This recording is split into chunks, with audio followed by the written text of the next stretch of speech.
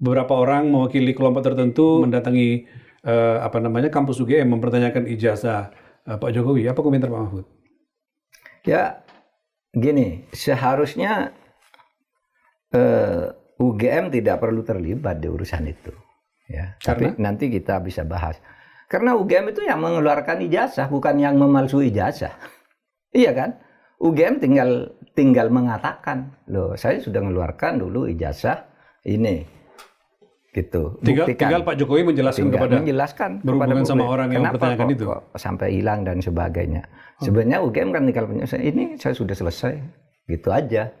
Silahkan kalau tidak percaya kan gitu. Tetapi sebenarnya ada yang mengatakan ini orang-orang yang yang gugat-gugat sama Pak Jokowi ini kok tidak selesai-selesai sih. Sudah lewat pengadilan, lewat berkali-kali. Memang menurut saya pengadilannya tidak proporsional yang sudah ditempuh selama ini. Tidak proporsional. Iya, tidak cukup mewakili. Iya.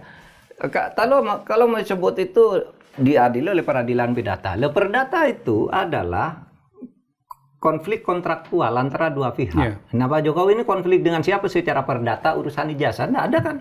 Ya betul, pengadilan negeri kami tidak berwenang, tidak salah. Kecuali kalau pidana, Pak ya?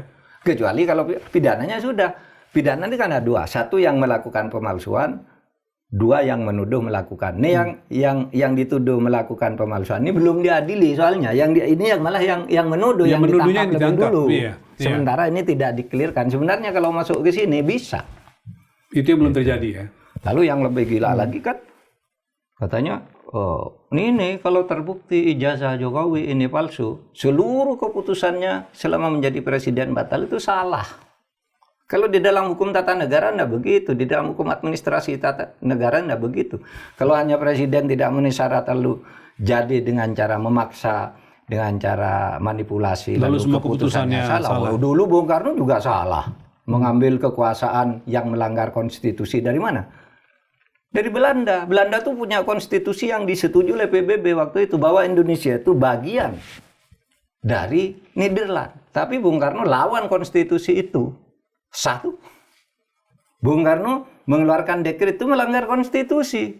Tapi Bung Karno pada waktu itu mendapat dukungan bahwa saya didukung rakyat. Dan Mahkamah Agung menyatakan iya, demi kepentingan rakyat tidak apa-apa melanggar konstitusi. Maka dekret presiden itu dianggap sah. Orde Baru juga begitu.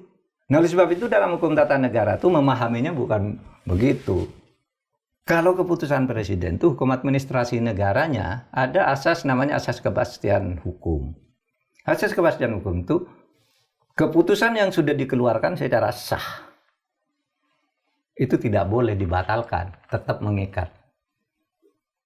Nanti ada perhitungan ganti rugi, bukan ke misalnya orang yang misalnya ya Pak Jokowi terbukti ijazahnya tidak sah, misalnya ya, palsu. Lalu kontrak-kontrak dengan luar negeri, dengan perusahaan-perusahaan apa itu dan sebagainya itu batal, nggak bisa dituntut kita secara internasional.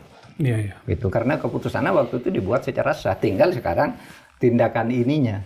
Gitu, tindakan ke dalamnya. Tapi kembali ke kasus tadi, kalau orang mempertanyakan tetap tentang kepalsuan atau ketidakpalsuan ijazah Pak Jokowi itu nggak salah juga kan? Nggak salah, karena ada undang-undang keterbukaan informasi publik, di mana di situ dikatakan masyarakat berhak sepenuhnya untuk mengetahui dokumen-dokumen dan meminta dokumen-dokumen itu dibuka kepada publik demi transparansi.